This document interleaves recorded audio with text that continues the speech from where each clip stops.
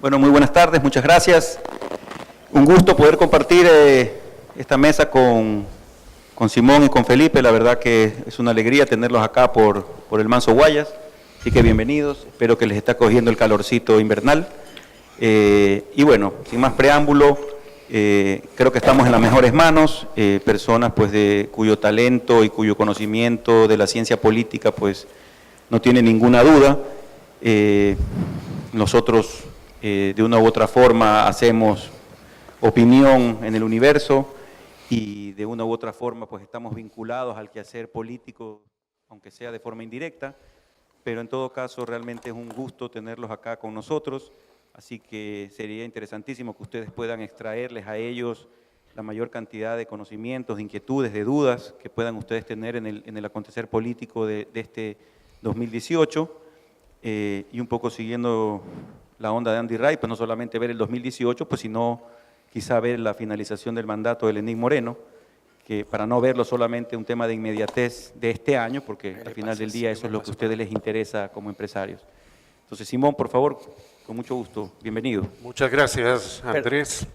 Gracias, Alberto. Y voy hablando mientras camino para no comerme los minutos escasos que tengo.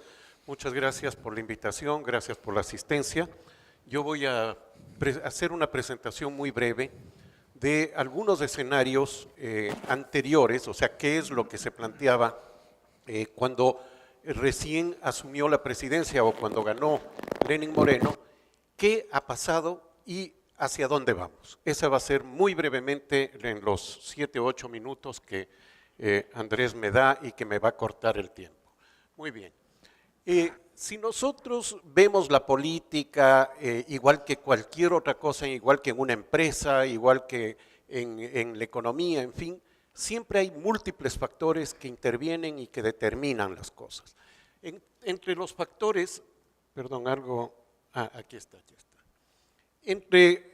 Yo voy a destacar 3 factores que les he llamado determinantes y unos factores condicionantes que definían los escenarios que tenía frente a sí el gobierno que se iniciaba en mayo del año pasado.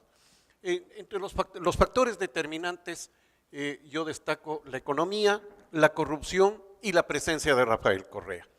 Creo que la economía y la corrupción no hay para qué explicarlo mucho, pero ¿por qué Rafael Correa? Por el fuerte liderazgo que tenía, la presencia, el haber estado 10 años en el gobierno y para decirlo también en la confidencia que tenemos, porque era el dueño del proceso en general y no sabíamos cómo iba a dejar esa propiedad en manos de quién. Y como factores condicionantes podríamos decir que teníamos la situación interna de Alianza País, que se sabía que había problemas y que podía fragmentarse, la posición de la oposición, llamémosle así en términos muy generales, o del resto de gente que no era de Alianza País, y la aprobación del presidente Moreno, la aprobación popular, el apoyo popular, que normalmente lo vemos en las encuestas, ¿no es cierto?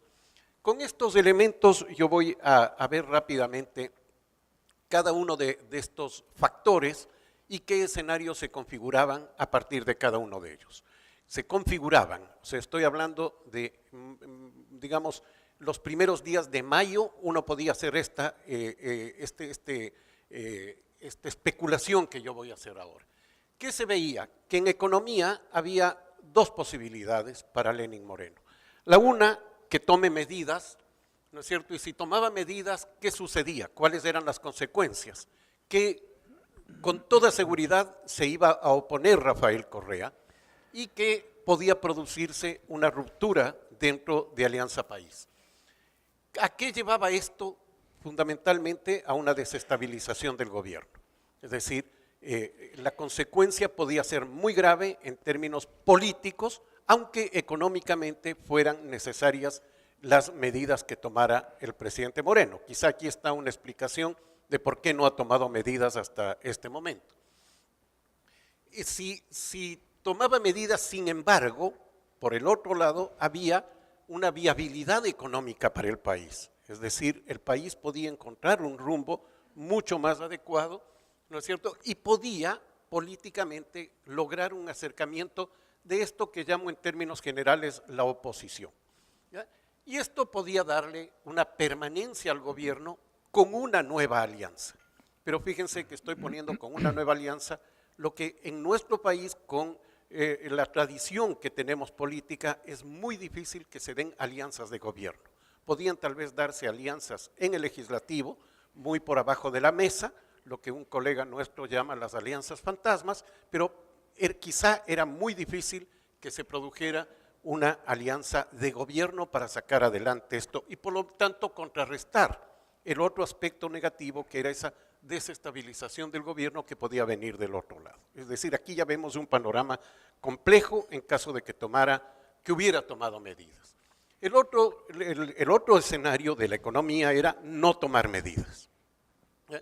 Y al no tomar medidas tenía que acudir a mayor endeudamiento, se agudizaba la crisis y posiblemente había apoyo de Alianza País, aunque en un interrogante, no sé si de Rafael Correa, pero seguramente había una protesta social por el deterioro de la situación económica, etcétera. Algo de esto hemos visto, algo de esto hemos vivido, la no toma de medidas, un mayor endeudamiento, agudización de la crisis, en fin, y esto podría llevar a una inviabilidad del gobierno. Es decir, podría ser inviable el gobierno si no toma medidas, ¿no? En el factor corrupción, ¿qué es lo que teníamos? Teníamos que se comprueban las denuncias, es decir, esto ya a la altura del comienzo del gobierno del presidente Moreno, ya prácticamente había comprobación de esto. Si tomaba una actitud pasiva Lenín Moreno frente a esto, o pasiva o de ocultamiento de la corrupción, lo más probable era que recibiera el apoyo de Alianza País y que no se dividiera Alianza País, que en el escenario anterior veíamos que había una posibilidad de división con las medidas económicas. Se podía fortalecer la oposición o digamos, tener una oposición más fuerte, no fortalecerse en términos de crecer, pero posiblemente más fuerte, más dura, ¿no? Y esto podía llevar a un escenario de la necesidad de tomar medidas para sustituir al vicepresidente o ir al retorno de Rafael Correa. ¿Qué pasaba? Perdón, y se agudizaba el conflicto político. ¿Qué pasaba si es que Lenín Moreno tomaba una posición firme? Si tomaba una posición firme, se iba al enjuiciamiento de Glass, como en efecto sucedió, y se produciría una ruptura dentro de Alianza País, o por lo menos un cierto distanciamiento en algunos aspectos específicos, en otros se vuelven a juntar, ¿no es cierto? Se desestabilizaría el gobierno posiblemente por la propia oposición de Alianza País, ¿no es cierto? Pero se podría fortalecer los sectores de oposición y eso podría darle una permanencia al gobierno nuevamente con una nueva alianza, con lo mismo que señalaba antes. Pero fíjense ustedes, aquí aparece el tema digamos, el factor fundamental aquí es qué pasa dentro de Alianza País y qué pasa con Rafael Correa frente a la corrupción. Y creo que este escenario, el segundo, que es el que parecería que es el que se produjo, de posición firme, en realidad yo diría, no sé si es una posición firme la que ha tenido el presidente Moreno, o más bien le salió bien la cosa porque hubo una denuncia tan fuerte, o sea, fueron tan claras las evidencias que venían no solamente de la delación de Odebrecht, sino sobre todo la que venía por el rastreo del dinero hecho por las autoridades norteamericanas. Y creo que era tan grande la evidencia que incluso el fiscal, ex secretario particular del presidente Correa, ha tenido que actuar como actuó. En todo caso, eso da un escenario relativamente positivo, digamos. En cuanto al factor Rafael Correa, había tres posibilidades. Voy a ir un poco más rápido acá, porque aquí ya sabemos qué es lo que ha sucedido. Aquí había la posibilidad de que Rafael Correa se ausente de la política. Posibilidad absolutamente improbable. Eso no podía suceder con una persona como era Rafael Correa. Evidentemente, eso dejémoslo de lado, ¿no? Había la posibilidad muy cierta de que él estuviera presente y ausente de la política controlando a Lenín Moreno, es decir, manejándolo desde atrás. La idea de Lenín Moreno al gobierno, Rafael Correa al poder, ¿no es cierto?, que se jugó en muchos momentos, y esto habría reducido el margen de acción del gobierno, pero habría llevado a la ausencia de medidas económicas y posiblemente se consolidaba Alianza País y teníamos un gobierno estable, pero con una crisis económica dura, con mayor endeudamiento, etcétera, es decir, seguir el modelo de los 2 últimos años del gobierno de Rafael Correa. Y la tercera posibilidad, digamos, era que esté presente en la política. Y esta ha sido la que se cumplió, digamos. Rafael Correa está presente en la política, produce ruptura en Alianza País y lleva a una desestabilización del gobierno, que hasta ahora no se ha visto que se desestabilice, pero hay la probabilidad, un escenario de posible desestabilización. Y aquí habría una reubicación de la oposición que debería llevar a una nueva alianza. Aquí una síntesis de los 3 escenarios, simplemente para que tengamos la visión general. Y quisiera plantear aquí algo que está acá en la última columna y últimas líneas, esta de oportunidad para el presidente Moreno para ampliar la base de apoyo y una redefinición de Alianza País y de posiciones en la Asamblea. Creo que esos 2 son factores fundamentales, es decir, qué es lo que suceda, ya no tanto dentro de Alianza País, sino qué sucede fuera y cuál es el papel de los actores políticos y sociales respecto a esta situación. ¿Cuáles son los elementos de la coyuntura actual? Ya, ahora sí, abandonemos estos escenarios que eran probables y que han ido evolucionando y vemos que ahora tenemos frente a nosotros una consulta. La consulta popular, yo creo, y esta es una opinión muy personal, quizá Felipe no comparte conmigo en todo esto, pero creo que es una apuesta muy riesgosa, que puede el presidente Lenín Moreno tener un resultado adverso, no solamente porque pueda perder, que en efecto puede ser en alguna de las preguntas, sino porque puede ganar con muy poco. Y como esto está presentado como un plebiscito entre Rafael Correa y Lenín Moreno, una votación baja en el sí, en cualquiera de las preguntas, es muy complicada para Lenín Moreno. Además, el triunfo en el sí tiene muchos padres y muchas madres. El no tiene un padre, que es Rafael Correa. Y si el no saca en una pregunta 40%, ese 40% le pertenece a Rafael Correa, ¿no? Y eso es muy complejo, muy grave, porque todo el resto es 60%, él solo 40%. Cuidado, eso yo creo que es un elemento importante respecto a la consulta. La elección de vicepresidente. Creo que aquí Lenín Moreno mandó un mensaje más hacia adentro de Alianza País que hacia el país en su conjunto. Y me parece que él optó por una solución de muy corto plazo, que era tener a alguien digamos, que le neutralice al sector correísta de Alianza País sin pensar en el largo plazo, que es una persona que va a tenerla ahí al lado de él, y que además va a sustituirle cuando él no esté. Por lo tanto, creo que ahí hay un tema también complejo. Van a haber nuevos juicios por corrupción, evidentemente, el de asociación ilícita va a abrir paso a los otros juicios. Si se asocian para cometer delitos, hay que ir a ver cuáles son los delitos, por supuesto, ¿no?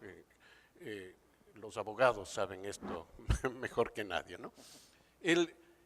¿Cuál es la situación interna de Alianza País? Eso va a pesar enormemente en qué es lo que sucede. Por lo tanto, ¿cuáles son los factores determinantes que se vienen después de la consulta? Creo que el primero, la situación económica. ¿Qué medidas va a tomar?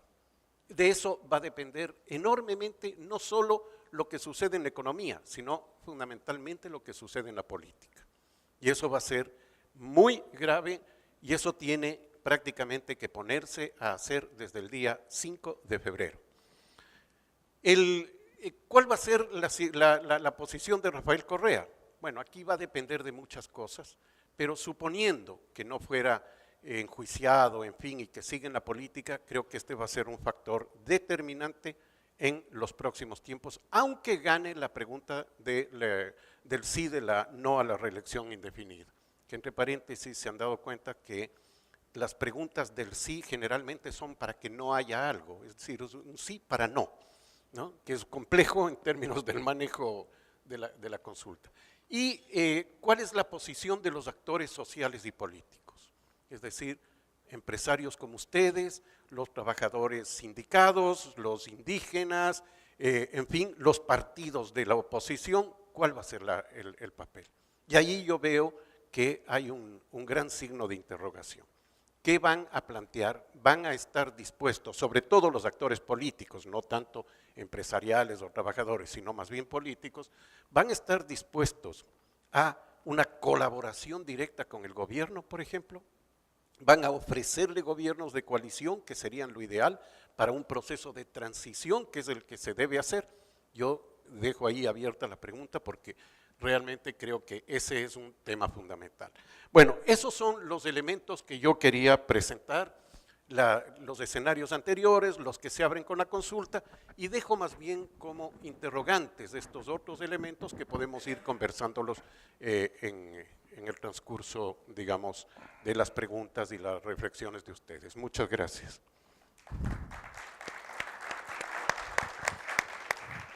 Muchas gracias. ¿Tiempo? 15 exactos. Ah, bueno, me pasé.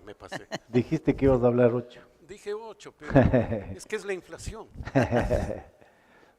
Felipe, por favor, tienes el uso de la palabra. Bueno, muchas gracias a Alberto por la invitación. Siempre es un gusto venir a Guayaquil y poder intercambiar reflexiones, ideas sobre la coyuntura política, ¿no? Voy a tratar de seguir el lema de la corporación favorita, voy a tratar de hacer simple lo que es complejo. Yo quiero reflexionar sobre esta transición que estamos viviendo, esta transición tan particular que incluye ahora una convocatoria a referéndum, una transición con referéndum, y cerrar con algunas reflexiones del escenario que se puede venir después de la consulta. Bueno, esta es una transición larga, se abrió hace 8 meses la transición y aún no se ha cerrado y estamos a las puertas de un referéndum que va a ser, como decía Andy Wright de alguna manera, el referéndum el que cierre este proceso de transición.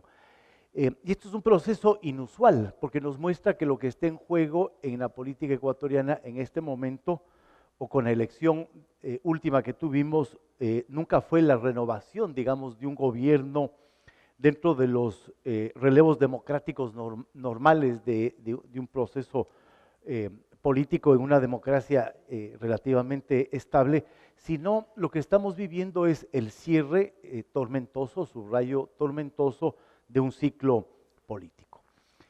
Desde la perspectiva de Alianza País, si uno piensa el proceso desde Alianza País, podría decir que estamos viviendo una transición fallida. Y creo que esta idea de transición fallida explica en parte la complejidad del proceso, es decir, la imposibilidad que tiene un partido que gana las elecciones, que vuelve a ganar las elecciones presidenciales y que gana también las elecciones de asambleístas para dar continuidad a su proceso político. Este me parece a mí que es un hecho paradójico de la transición y que explica las enormes tensiones. Un movimiento, repito, que gana las elecciones, un éxito enorme el de Alianza País en el último proceso electoral, pero que se enfrenta a la inviabilidad de su propio proyecto político. Y esto, entre otras cosas, esta tensión, entre otras cosas, llevó también dramáticamente a la ruptura del movimiento político, que es esta ruptura la que está marcando el proceso de transición, porque, digamos, se rompe el movimiento que marcó la continuidad de este último ciclo político de 10 años y que fue el soporte de alguna manera de la llamada Revolución Ciudadana.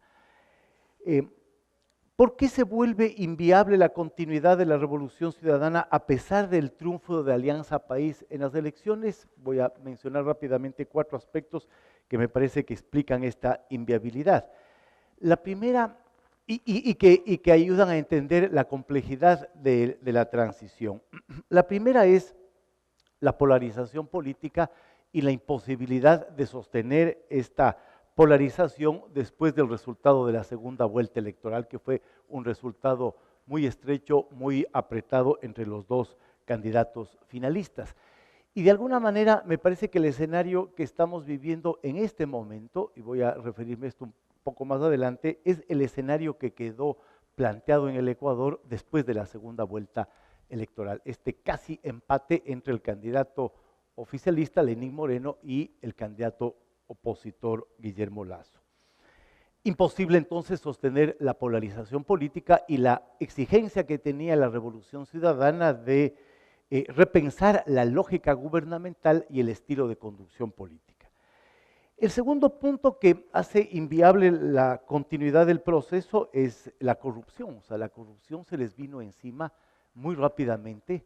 Recordemos que una semana después de posesionado Lenín Moreno, es detenido el tío del vicepresidente para investigación y es allanada la casa del contralor, de Carlos Polito. Es decir, una semana después de posesionado Moreno, estalla el conflicto alrededor de la corrupción, se vuelve inmanejable políticamente, digamos, para el gobierno y para Alianza País el tema, y eso se convierte en un factor de inviabilidad del propio proyecto.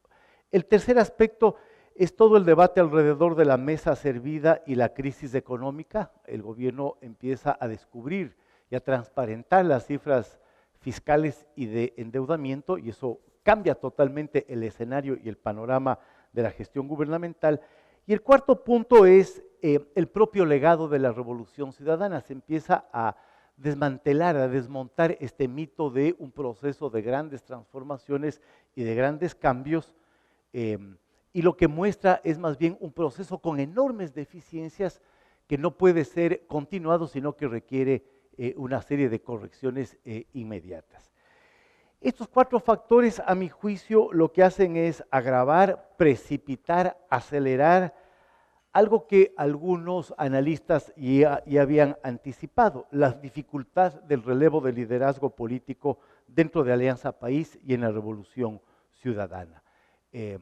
Digamos, este es un proceso que tenía que relevar un liderazgo que se había vuelto insustituible, el liderazgo de Correa.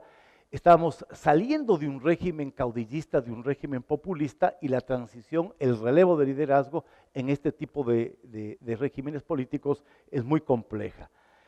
Eso hizo, a mi juicio, que el intento de Moreno por cambiar el estilo político, por renovar el estilo político de Alianza País, salir de la polarización e entrar en una cierta lógica de democratización del juego político, provocara rápidamente la ruptura con Rafael Correa.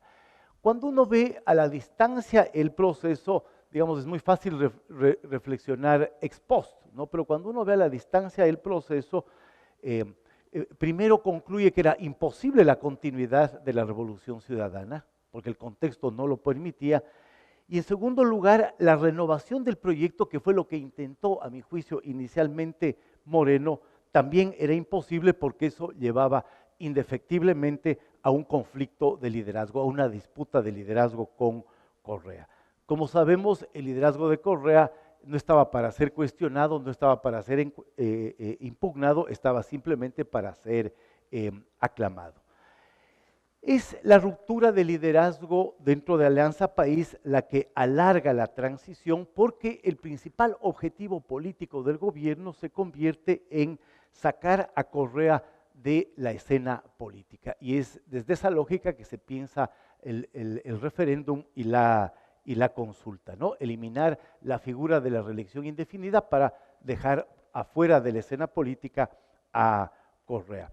Entonces, vivimos una transición que yo en algunos artículos le he llamado que es una transición parricida, porque hay que matar al padre, ¿no es cierto? Y hay que matar al padre al que todos habían convertido en un mito, en una gran figura histórica, en la gran personalidad histórica de los últimos, no sé, 50 años, al menos de los últimos 40 años. Y lo que hemos visto, por lo tanto, en esta transición, en estos 8 meses, es un juego de demolición del mito de Correa y de la Revolución Ciudadana. Y los acercamientos y coqueteos permanentes de Moreno con este sentimiento, con este clima anticorreísta que surgió de la segunda vuelta electoral, al mismo tiempo que se intentaba construir un ambiente político de tolerancia y libertades. ¿Qué aparece en el camino? ¿Qué elementos nuevos surgen en el proceso de transición? Y creo que son los elementos que están marcando el proceso. Diría que son algunos. El primero es este que ya mencioné. Moreno se monta sobre el anticorreísmo que había sido articulado durante la segunda vuelta electoral. Alimenta esa postura y nutre esa postura en su confrontación con Correa. Y en este proceso ha encontrado muchos aliados, aliados circunstanciales, pero aliados. Las élites económicas, los partidos de oposición, los movimientos sociales, los alcaldes, quizá Nebot es el más importante aliado desde los alcaldes, los medios de comunicación que se embarcan, digamos, en esta decisión que toma Moreno de llevar adelante esta lucha anticorreísta a través de la consulta para excluir a Correa de la escena política. Lo que une a estos aliados circunstanciales es eso, es sacar a Correa del mapa político. El segundo elemento que aparece en el camino es la división de Alianza País, ya mencionó Simón. Este es un elemento muy problemático porque es, como yo dije hace un momento, el movimiento que sostuvo el ciclo de los últimos 10 años, que fue un hecho inédito en la vida política ecuatoriana. O sea, nunca habíamos tenido un partido tan mayoritario como Alianza País, con una proyección nacional tan importante, al menos hasta el 2013. Ese partido, que fue el sustento de este último ciclo político, se divide y se parte, y eso plantea como el elemento de la transición la fragmentación partidista, a la que me voy a referir un poco más adelante. Y también las interrogantes que surgen alrededor de Alianza País, este partido, este movimiento que se divide, que entra en crisis, levanta enormes preguntas de, bueno, ¿qué es hoy Alianza País? ¿Qué hay detrás de Alianza País y qué hay detrás de este movimiento que está dividido? El otro elemento que está pesando en el proceso y que aparece es lo que yo para esta presentación voy a llamar el dilema de los traidores, siguiendo un poco el juego del lenguaje correísta, y que es un elemento que genera ambigüedad frente al proceso político, ¿no? Es este discurso que han levantado los correístas que siguen en el gobierno para justificar su propia ruptura con Correa. Es este discurso de los dos momentos de la Revolución Ciudadana, un momento de apertura, de transformación, de diálogo, de cambio, de inclusión, y un segundo momento en donde el correísmo supuestamente se vuelve autoritario. ¿Sí? Es el discurso que ha levantado Moreno, es el discurso que han levantado desde las propias filas del morenismo para justificar la ruptura con Correa. A mí me parece que este es un discurso que se han inventado para justificar, digamos, esto que aparece muy difícil de explicar, ¿no? Como un partido que estuvo alineado detrás de un liderazgo, de pronto se pone en contra de ese liderazgo. El otro elemento que yo creo que es el que está pesando y que genera también elementos de incertidumbre es lo que yo llamaría el inmovilismo gubernamental. Este es un gobierno que se ha concentrado por el momento en ganar el referéndum y ganar la consulta, en cumplir este objetivo político de sacar a Correa de la escena, resolver su principal problema político, que es la confrontación de liderazgos y la presencia fantasmal de Correa en la escena política. Y ese inmovilismo del gobierno ha llevado a una serie de ambigüedades en términos de la gestión gubernamental. Ambigüedad de la gestión gubernamental en un momento en donde hay una enorme cantidad de demandas de reformas que surgen desde la sociedad como reacciones a los agravios acumulados, lo voy a llamar así, en la sociedad después del proceso de la Revolución Ciudadana. Entonces, cuando uno ve la agenda política del gobierno, lo que tiene esa agenda política por delante es una cantidad de presiones para que haya reformas, reforma económica, reforma universitaria, reforma a la ley de comunicación, en fin. Y esto, digamos, va configurando un escenario cargado de elementos conflictivos. ¿Qué está en juego en el referéndum y en la consulta? Voy a ir rápidamente. Diría que lo primero es la derrota de Correa, su exclusión de la política y por lo tanto el cierre del ciclo político de la Revolución Ciudadana. Y yo diría aquí, quizá sería bueno que incorporemos una visión de mediano y largo plazo y pensemos un poco también la consulta en términos de una renovación de un cierto sentido normativo de la democracia y la vida política. Es, digamos, sobre todo la pregunta número 2 es renovar un compromiso con una democracia con alternabilidad y que restablezca las libertades políticas. Por eso, no a la reelección indefinida. Si estamos en una lucha frente al correísmo, pero también creo que hay una lucha en este momento importante en contra del caudillismo, en contra del populismo, ¿no? Hacer de esta consulta una reflexión, digamos, una disputa política para que defina un modelo democrático más allá de estas otras lógicas políticas. Está en juego también desde una perspectiva de mediano y largo plazo la despersonalización de la política y un intento por inscribir, después de este ciclo populista, la política en las instituciones y tratar de que la política vuelva a moverse en un sistema de balances y controles de poder, de juego de las libertades, de ejercicio de libertades y de diálogo y negociación. Me parece que eso, digamos, también está en juego más allá del objetivo inmediato de excluir a Correa de la política. Ok.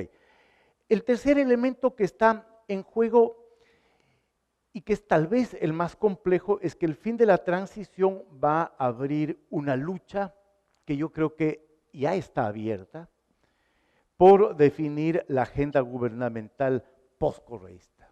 O sea, yo creo que eso es lo que se viene. Y yo veo ahí como tres tendencias, como tres fuerzas que van a intervenir en esta disputa desde perspectivas distintas. Una posición muy radical, que quiere ver limpiado todo el correísmo de la vida política, de las instituciones políticas, del discurso político, de la gestión gubernamental, una política, una postura, diría yo, un poco más reformista de este postcorreísmo, que cree que hay que hacer cambios, que hay que democratizar el sentido de la política, que cree que hay que abrir unos espacios de diálogo, que hay que hacer cambios, que hay que abrir un espacio a la sociedad y al mercado, moderar la presencia estatal, pero mantener los objetivos de la revolución en el mediano plazo. Es una especie de revolución ciudadana sin excesos, una revolución ciudadana sin Correa.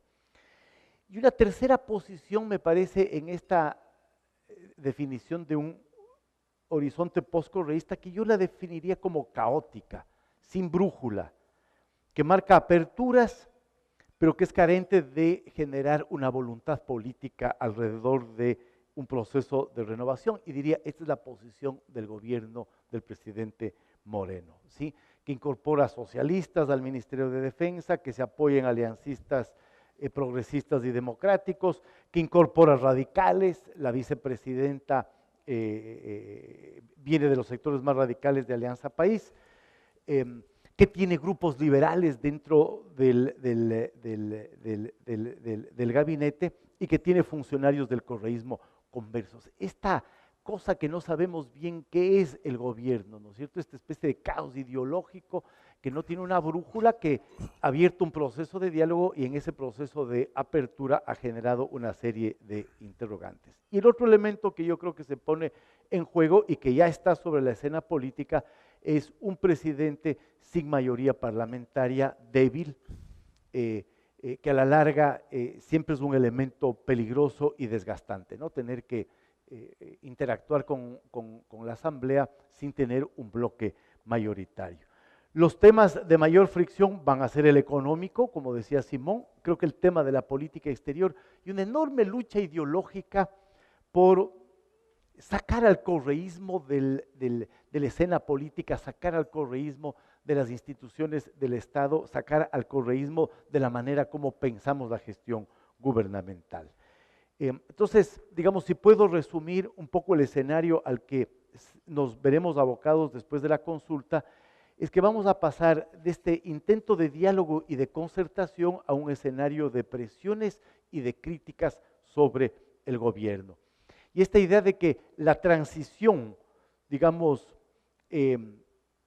lejos de convertirse, el fin de la transición, lejos de convertirse en el momento en que Moreno va a reinar en la política ecuatoriana, más bien va a marcar el fin de esta luna de miel anticorreísta que se ha montado teniendo como objetivo el referéndum y la consulta.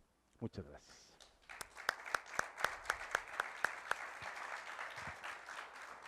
Bueno, muchísimas gracias a Simón y a Felipe.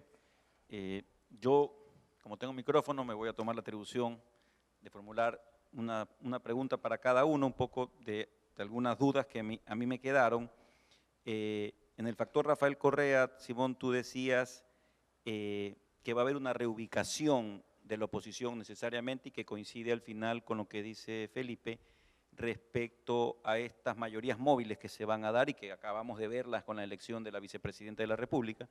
¿Qué rol tú le ves a los morenistas en este caso y al resto de la oposición, que no dejan de ser pocos, ¿no? O sea, que de ellos va realmente a fluir el hecho de que se puedan aprobar leyes o que haya cambios legislativos en pro de lo que Felipe está viendo, que pudiera darse un escenario intermedio, ¿no? De un reformismo, aunque siga las pautas de la revolución, pero con más aperturismo, etcétera. ¿Cómo ves el rol de la oposición o qué debería ser está haciendo bien su rol, es la pregunta? La respuesta es no. No, creo que hasta este momento no vemos con claridad qué es lo que plantea la oposición y cuál va a ser su papel, tanto dentro de la Asamblea como en un posible acuerdo con el gobierno no sé, en gobernar, por ejemplo, en formar gabinete, en fin.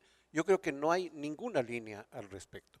Pero quizás, y dentro de la pregunta está contenido el tema del morenismo y el correísmo.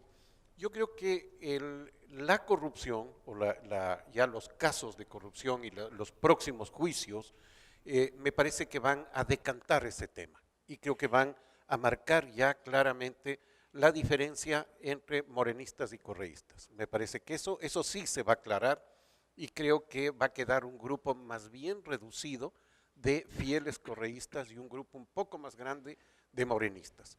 Ahí es probable que siendo un grupo un poco más grande, pero no con mayoría en la Asamblea, posiblemente la oposición, llamémoslo, los otros sectores, tiendan a juntarse a este grupo y hagan una mayoría más estable, posiblemente, dependiendo, y aquí voy al otro factor, dependiendo de por dónde vaya la economía.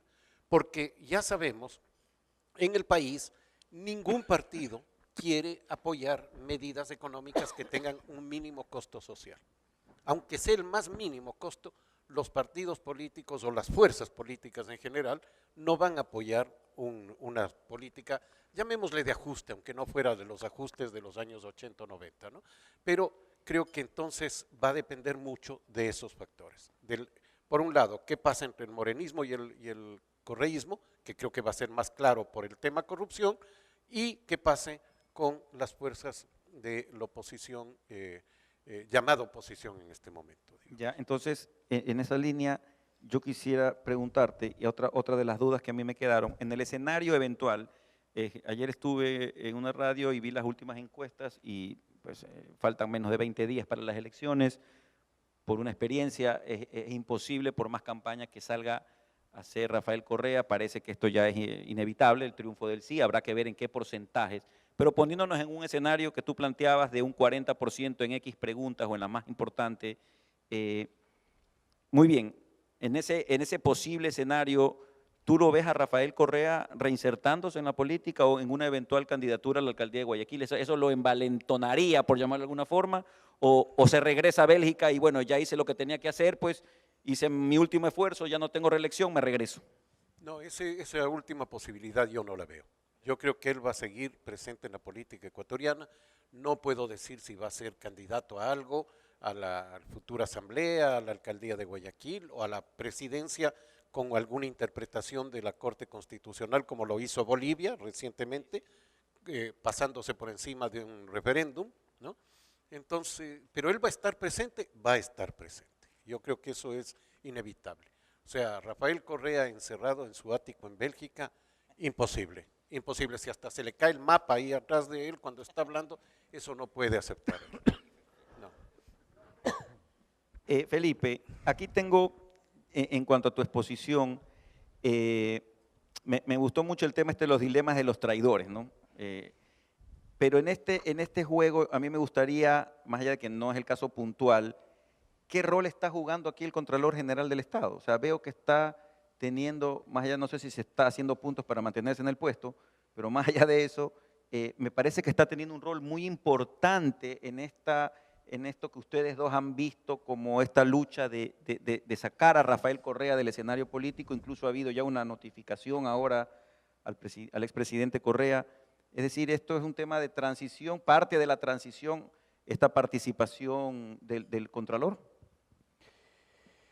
Bueno, yo creo que él está apuntalando el morenismo, ¿no? Y está apuntalando este espíritu de lucha en contra del correísmo. O sea, Celi está jugando un papel clave. Entonces aquí uno podría decir, digamos, creo que hay dos cosas. Uno, está haciendo méritos. El señor Celi, quienes conocemos al señor Celi, sabemos que Pablo Celi es un hombre que le encanta la política y puede hacer cualquier cosa por estar en la política y por estar en un puesto de la importancia que tiene la Contraloría. O sea, nunca ha estado tan alto Pablo Celi, nunca ha tenido tanto poder Pablo Celi. Siempre ha estado en la política, pero nunca ha tenido tanto poder y yo siento que está disfrutando de lo que está haciendo. O sea, es un político que está vibrando con lo que está haciendo. Entonces, creo que hay este elemento personal. Lo otro, me imagino que bromeábamos de una reunión hace pocos días. Yo creo que la Contraloría debe tener una cantidad enorme de informes de lo que se ha hecho durante la Revolución Ciudadana. Entonces, lo que va a hacer el señor Pablo Celi en los momentos políticos, críticos, difíciles, es sacar los informes de Contraloría en contra de el funcionario del que se trate. O sea, yo me imagino que por lo que estamos viendo, por la manera como se manejó el Estado, cómo se gestionaron los recursos públicos, la Contraloría debe tener una cantidad enorme de informes que pueden ir saliendo y siendo utilizados políticamente en esta lucha, ¿no? Digamos, para mí de las cosas más impactantes de esta transición fue haber descubierto a la semana de posesionado Moreno, es lo que yo decía en la presentación, que el Contralor de la República, el Contralor del Estado, quien estuvo 10 años al frente de la Contraloría y había sido designado para un periodo de 4 años más, había sido una persona corrupta, ¿no? Entonces uno dice, digamos, hay toda una caja negra por destapar y me da la impresión de que el Contralor puede abrir esa caja negra. Ahora, por el momento está disparando en una dirección, ¿no? Pero de pronto empieza a disparar en todas las direcciones. Y una última consulta, ya para después abrir al foro, me imagino que tienen que haber muchas preguntas. Los dos han planteado el fin de la transición política con la consulta, de ahí lo que vaya a pasar pues es un enigma sin duda, no no somos agoreros, ¿no? Ni pitonizos como para saber qué es lo que se puede venir, pero parecería que esta postura radical de continuar contra el correísmo es posible, pero parecería que Lenin está un poco más por el lado de la postura tuya de reformismo, de democratización, con una línea de Alianza País, pero un poco matizada, pero tú al final dices que te preocuparía que pueda haber un gobierno caótico, sin brújula, maniotado por las mayorías móviles, un poco distraído. ¿No es quizás una muestra de esa caotización lo que acaba de pasar con Julian Assange, la actuación de la ministra de Relaciones Exteriores? ¿No es eso una muestra de que ese tercer escenario que estás planteando no deja de ser posible? Digamos, quizá lo que muestra el caso de este manejo de Assange es que en el gobierno, digamos, no hay una cabeza, no hay una conducción, no hay una capacidad de generar una voluntad política en alguna dirección. Entonces, yo tengo la impresión que es una impresión, una especulación en realidad, de que cada uno actúa por su cuenta, ¿no? Entonces, en los últimos días hemos tenido 2 episodios que son muy graves y que muestran esto, digamos, lo de la canciller. Yo sospecho que el presidente no sabía lo de la nacionalización, hasta donde yo conozco, y que es una metedura de pata enorme, ¿no? Enorme.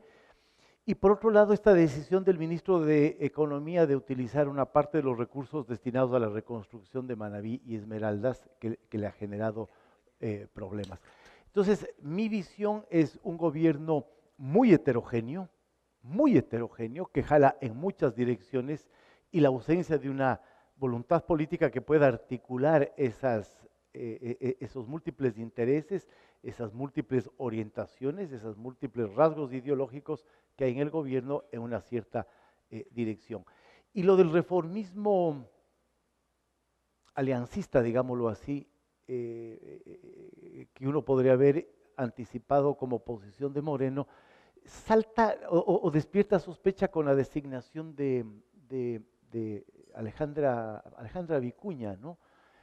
Porque incorpora un elemento, no es que el gobierno va a hacer un giro político en la línea de Alejandra Vicuña, pero ella entra en una posición política muy importante y por supuesto le abre un espacio Moreno a este sector más radical de Alianza País, a este sector. Cuando uno le escuchaba el discurso de Alejandra Vicuña, es el sector que tiene todavía el discurso de la refundación, de la revolución, de volver a los orígenes del proyecto, ¿no? Entonces, no es que el gobierno de Moreno se va a ir en esa dirección, pero incorpora un elemento de mayor ambigüedad y heterogeneidad. Quizá una cosita. Sí, por favor, por favor. Para añadir algo a lo que señala Felipe, me parece que la señal que envió el presidente Moreno con la terna, ¿no? Era una señal de ir por esa vía, más bien, de privilegiar al correísmo duro y no dejar ni siquiera un poquito de apertura para otros sectores, porque pudo haber puesto, aunque sea en el tercer lugar de la terna, a alguien un poquito diferente, pero no, las 3 personas tenían el mismo perfil. Entonces era una declaración de decir, yo continúo en esto. Y el problema, como señalaba yo en mi intervención, es que eso puede ser que se justifique por el corto plazo, porque está atado de manos por el correísmo duro, que es mayoritario, por lo menos en esas esferas, ¿no? Pero para el largo plazo es un suicidio. Y yo creo que es un suicidio de Lenín Moreno este nombramiento. Quizás llega un momento en que primero tienes que luchar tu frente interno, y quizá un tercer nombre ajeno a este ex correísmo o este morenismo reformado, este correísmo reformado, quizá le hubiera causado un cisma, o sea, porque ustedes dos están conscientes de lo que ha sido esta ruptura. Entonces quizás esta terna era casi decantada porque le era difícil, quizás, me estoy inventando, pienso yo, eso es una especulación, ¿no? No sé, pues por favor, a las órdenes con sus preguntas, me imagino que tendrán algunas, con mucho gusto las aceptamos. Muy buenas tardes, Caterina Costa, Cámara de Industrias de Guayaquil, felicitando al panel que creo que nos deja un montón de preocupaciones, pero ha llegado a la llaga de lo que nos ha pasado. Tengo una inquietud puntual respecto de la consulta. El nuevo Consejo de Participación Ciudadana, dado que sabemos cómo se metió la mano en los órganos de control con la estructura que creó el correísmo, ¿no podría suceder que pasemos de una persona que tenía el control sobre esos órganos de control, valga la redundancia, hacia otra persona? O sea, ¿cuál sería, de acuerdo a su formación y a sus valores o principios del presidente Moreno, la nueva estructuración que va a remover esos cargos que son claves para el país y para la seguridad jurídica en este sentido, pensando en lo que necesita la inversión, la confianza y lo que necesitamos los empresarios? Bueno, los dos, por favor. No, yo creo que en la pregunta está la respuesta. Yo comparto la misma inquietud, la misma duda, y creo que es una pregunta muy, ¿qué diría yo?, muy mal hecha y muy grave para nosotros los ciudadanos el tener que votar en esa pregunta, porque estamos votando por la metida de la mano en un organismo. Yo he sido de las personas que desde que se hizo la Constitución cuestioné la existencia del Consejo de Participación Ciudadana. Yo decía, eso no debe existir jamás, no por quienes lo conforman, sino por lo que es eso. Pero no es esta la forma de deshacerse de ese mal organismo. Sí, yo estoy de acuerdo, pero me parece que el presidente Moreno es un presidente muy débil. Y yo creo que después de la consulta, a pesar de que gane, y gane con amplitud, si es que gana con amplitud, a pesar de eso, va a seguir siendo débil. Entonces, no es una consulta que va a funcionar para legitimarle a él. Si inicialmente quizás se pensó eso, que le iba a dar más poder, más autoridad a él, yo creo que no. Yo creo que la consulta va a sacar a Correa de la escena política y le va a lanzar a un escenario muy complejo, muy fragmentado. En ese escenario complejo y fragmentado, yo creo que él no tiene el poder, no tiene la autoridad, no tiene la fuerza como para constituir una comisión es lo que se va a constituir. No. Es un consejo transitorio que pueda operar bajo sus órdenes, ¿no? Es decir, que se convierta en lo que tú dices, pasar de una mano a otra mano. Entonces yo creo que él no tiene la fuerza, no tiene el poder, no tiene la autoridad. Cuando Correa hizo la reforma al sistema judicial, Correa estaba en el momento más alto, digamos, de su poder, ¿no? No es el caso de Moreno. Pero yo no sé a dónde nos va a llevar esa reforma. Yo no sé a dónde nos va a llevar esa reforma. Luis Fernando, tenías una pregunta, por favor. Una pregunta, tal vez irnos al pasado inmediato del correísmo, en el cual él habiéndose, y entender el por qué actuó de esa manera, ¿no? Para ver el por qué estamos en la situación actual. Él habiendo hecho, yo diría, el gobierno perfecto en el sentido de haberse apoderado de todas las instituciones del Estado, en un momento en el cual estaba él con un poder inmenso en la Asamblea, él determinó que las enmiendas constitucionales que le iban a permitir, que permitían la reelección indefinida, él se puso él se excluyó. Se excluyó cuando pudo haber definido, dado las instrucciones a la Asamblea de que no lo excluyan de las elecciones en las cuales tuvo que correr Moreno cuando él se autoexcluyó. Yo no entendí en ese momento, él teniendo todo el poder en ese momento específico, que envió las enmiendas y iban al Congreso a hacer lo que él definía que se tenía que hacer. Simplemente él tenía que decir, va a la reelección indefinida y yo me presento a las próximas elecciones también. Pero de alguna manera él se eliminó de esa reelección inmediata, teniendo que llevarlo a presentar a una alternativa, ¿no es cierto?, que escogió finalmente a Moreno por temas electorales. pero que lo llevaron a que haya existido el desenlace que tenemos actualmente, ¿no? Entonces, no lo entiendo, y gracias a Dios por mí, en mi opinión, gracias a Dios que cometió ese error. Es el único error político que yo, entiendo Correa cometió a lo largo de toda su trayectoria de estos 10 años de la década ganada, ¿no? Ganada para él. Si ustedes pudieran comentar cuál fue el factor que determinó ese cambio, cuando él pudo haber, otra vez recalco, haber dicho a la Asamblea, señores, yo voy en la reelección indefinida y me presento a la siguiente. Felipe. Yo creo que él hizo un cálculo político. Y en ese sentido no sé si haya sido un error, su único error.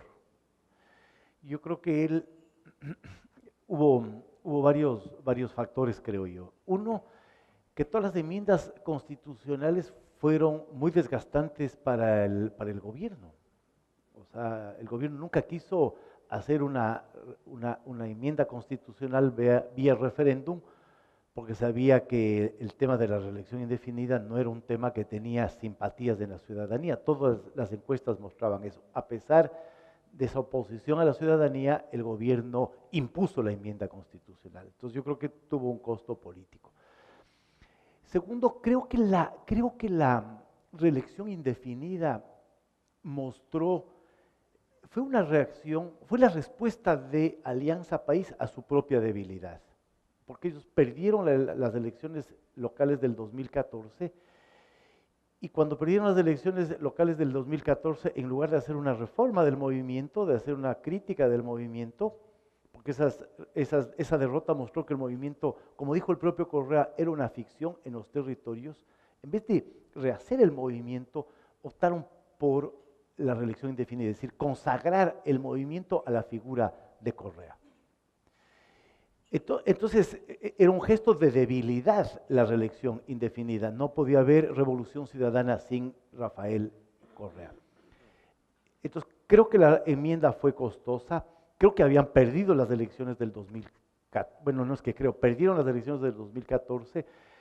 Al final del 2014 empezaba la situación económica a complicarse. Y yo creo que ese fue el cálculo que él hizo. O sea, el cálculo que él hizo es, digamos, yo puedo perder esas elecciones y voy a aparecer, por lo tanto, si es que difiero la vigencia de la reforma para un periodo posterior, digamos, hay un horizonte y un escenario político que puedo manejar. Entonces yo creo que había un riesgo muy grande, él percibió que había un riesgo muy grande de lanzarse a una nueva elección y perder. En el informe a la Nación que él presentó en mayo del 2016, él tuvo una frase que era muy reveladora. Dijo, el país está cansado de mí y yo estoy cansado del país. Digamos, era como la derrota del héroe, ¿no? La derrota de la gran personalidad histórica. El país está cansado de mí, me tengo que ir más o menos, ¿no? Simón. Sí, no, yo estoy de acuerdo con lo que señala Felipe. Quizás añadiría el factor familiar, que siempre juegan también en la política, que posiblemente hubo una presión para ir a vivir, como él lo dijo varias veces, en la tierra de los padres de su esposa, que en fin, ¿no? Que puede haber pesado, sus hijas estudiando en Francia, pero creo que sobre todo, reiterando en lo que señala Felipe, creo que la situación económica del país, él veía que estaba muy mal, y que la elección no se iba a definir muy fácilmente. Posiblemente él ganaba la elección, pero no en primera vuelta, y eso para él era una derrota. ¿Tenemos una última pregunta o no? ¿De quién? Sí. De Pepe Pelegui. Gerardo Cabrera. A ver. El tema de la corrupción es lo que nos atrasa a Latinoamérica, ¿verdad? Y especialmente en Ecuador.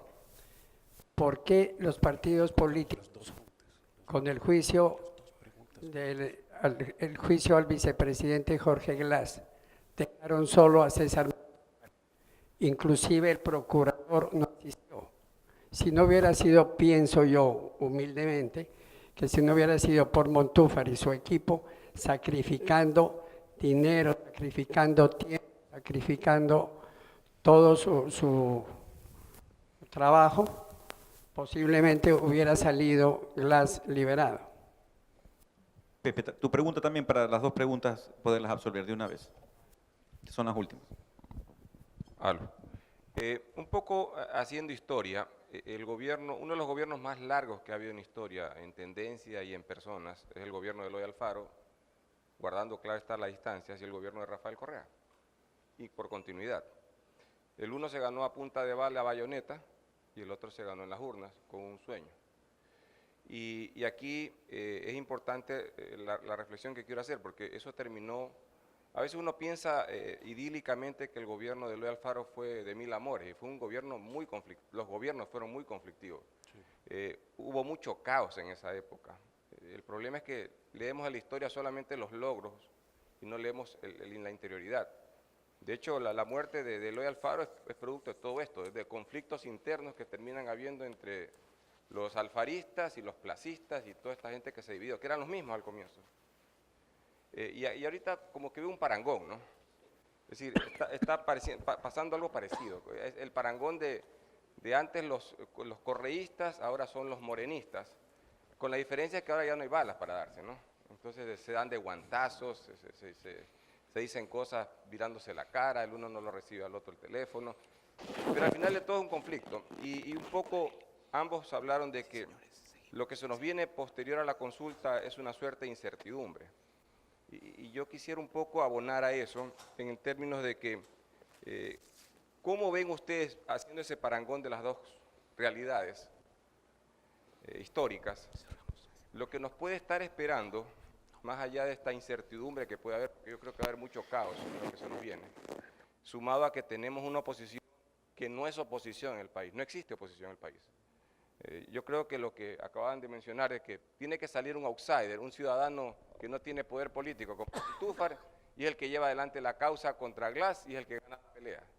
Cuando tuvieron que haber estado todos los partidos políticos en la calle, en ese momento, sacrificándose, y lo que hicieron fue guardarse en sus cuarteles, hacerse las uñas, hacerse el pelo, cuando tenían que estar en la calle peleando el tema. Es tan relevante lo que ha pasado, que los partidos políticos, en lugar de ganar espacio, se recluyeron y hubo un ciudadano a pie a defender la causa. Entonces, un poco quisiera la opinión de ustedes en ese entorno, qué es lo que se nos viene, porque en realidad, políticamente, esto no tiene forma. Gracias. Brevemente, por favor, las dos, ya Pepe resumió también un poco las dos preguntas.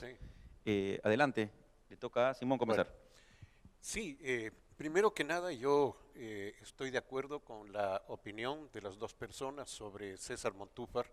Creo que nos ha dado una lección a todas las personas en Ecuador. Yo creo que ha dado una lección de ciudadanía responsable. Se lo he dicho a él, le dije personalmente que se merecía un respaldo y un reconocimiento por lo que ha hecho, porque no estamos acostumbrados a eso. Ahora, ese fue un factor fundamental dentro del juicio, sin duda. Creo que el otro factor que impulsó a todo esto, digamos, o que llevó, o que explica el desenlace de lo de Jorge Glass, creo que es la contundencia de las pruebas, como señalaba yo antes, ¿no? Me parece que sin esas pruebas, sin lo que nos venía de afuera, difícilmente se podía tener este resultado. No solo las confesiones de lo de Odebrecht, sino, insisto, el rastreo del dinero que se hizo de parte de las autoridades norteamericanas. Y creo que también hay algo importante de considerar. El fiscal y los jueces, en fin, tienen una carrera por delante, tienen una vida por delante, y ya no tienen alguien que les presione y que les haga tomar las decisiones, ¿no? Esto en el mundo de lo jurídico es clarísimo, ¿no? Es decir, cómo cambia de un momento a otro. Yo me acuerdo, le decía alguna vez a Felipe, en cuanto se acabe el correísmo, los jueces van a sacar el dedo así y ver para dónde sopla el viento, y por ahí van a ir, y es eso. Yo creo que hay un cambio fundamental en ese sentido, ¿no? Y no quisiera dejar pasar brevemente la comparación con Alfaro. Yo creo que cuando yo presentaba los escenarios y decía que había un escenario posible en que Correa quería estar presente manejando la política desde atrás, eso fue lo que hizo Alfaro. Eso fue lo que hizo, y cuando no le resultó, dio golpes de Estado. ¿no? Y cuando, digamos, y los golpes eran cruentos en ese momento, no eran los golpecitos de ahora que felizmente no son con muertos y heridos, digamos, ¿no? Pero creo que sí, es muy similar la imagen de los dos, digamos, estos líderes que se creen insustituibles y que asocian los procesos a ellos. Normalmente no nos referimos al periodo liberal, sino al periodo alfarista, ¿no? Pasan con nombre y apellido a la historia. Felipe, ya para terminar. Yo veo a ratos veo con cierto optimismo el momento que se viene, ¿no? Si es que los ecuatorianos somos lo suficientemente maduros para, digamos, procesar lo que fue la Revolución Ciudadana y hacer de la Revolución Ciudadana un espacio, digamos, o la posrevolución ciudadana sea el resultado de una especie de convergencia hacia un momento de moderación política, ¿no? Moderación y concertación política. Y yo creo que la experiencia del correísmo es una experiencia que debería dejar saldos positivos, ¿no es cierto? Saldos positivos de, digamos, ahí hubo un proceso político muy complejo, muy interesante en algunas cosas y fallido, ¿no? Pero creo que hay cosas del correísmo que deberían llevarnos a reflexionar. No para, ya me voy a volver reformista democrático, no para abandonar, sino para, digamos, cómo crear un espacio de convergencia alrededor de unos procesos de cambio que el país tiene que generar. O sea, digamos, la mayor preocupación que yo tengo en este momento es que hagamos una reversión, un rebote, ¿no? Es decir, salgamos del correísmo y nos vayamos a alguna otra posición extrema. Creo que es el momento de la moderación, de la búsqueda de equilibrios, de consensos, de una política democrática, ¿no? Ojalá ese balance podamos sacar de la Revolución Ciudadana, aprender, digamos, los vicios que nos dejó la Revolución Ciudadana para orientar la política en un sentido democrático. Y de acuerdos que sean viables en muy corto plazo y con metas que se puedan cumplir. Yo creo que eso es fundamental. Normalmente tenemos como ejemplo los pactos de la Moncloa en España, por ejemplo. Los pactos de la Moncloa se hicieron con un horizonte de un año, diciendo qué queremos tener el próximo año. No era qué queremos tener en 10 años. Hemos visto ahora un escenario económico de una corporación como la Favorita que plantea para el año 30. Perfecto, eso para la economía y para empresas hay que hacerlo así. Pero en la política, quizá en momentos como este, hay que ser mucho más, menos ambiciosos y decir, pongámonos de acuerdo en cómo queremos que esté el país el próximo 10 de agosto. Punto. Bueno, la verdad que yo debo agradecer a Simón y a Felipe por su participación, la verdad que muchísimas gracias. En el mérito del tiempo, yo en principio tenía que hacer un resumen, no lo voy a hacer, simplemente aportar, haciendo una síntesis de 30 segundos, hay un antes y un después de la consulta popular, ¿no? Eso marca sin duda y ha marcado la agenda de este gobierno en los últimos 8 meses. Dependiendo de los resultados, sabemos que, por lo menos en principio, va a haber un triunfo, no sabemos qué tan holgado o no, por lo menos las encuestas en eso no vayan a fallar en 20 días. Sin embargo, la tarea pendiente es, por un lado, la parte económica, pues ambos panelistas dijeron que ya llegó el momento de fajarse, no hay excusas, supuestamente pues el tema de Rafael Correa pues quedaría entre comillas sepultado, más o menos, pero no tan claramente dependiendo del resultado. Sin embargo, pues los escenarios que se vienen, y no es para preocuparlos a ustedes, porque obviamente el análisis político es eso, no es político, no económico, pero obviamente es muy difícil predecir, ¿no? Las hojas de ruta de la elección de la vicepresidencia, de lo que pasó con María Fernanda Espinosa, pueden darnos una línea de que todavía no tiene clara la cosa Lenín, ¿no? O que todavía se siente un poco acorralado por el correísmo y que piensa y cree que a través de la consulta va a poderse ya, ahora sí, hacer una decisión completa y comenzar con su morenismo a hacer el gobierno, pues que ojalá sea un gobierno favorable con una democratización, que es lo que todos queremos, ¿no? En todo caso, muchísimas gracias, Alberto, por la invitación y gracias a todos ustedes. Muchas gracias. Le damos un aplauso a... ¿Nos puedes compartir el honor de entregar el... ya que tú eres de casa? ¿Cómo no?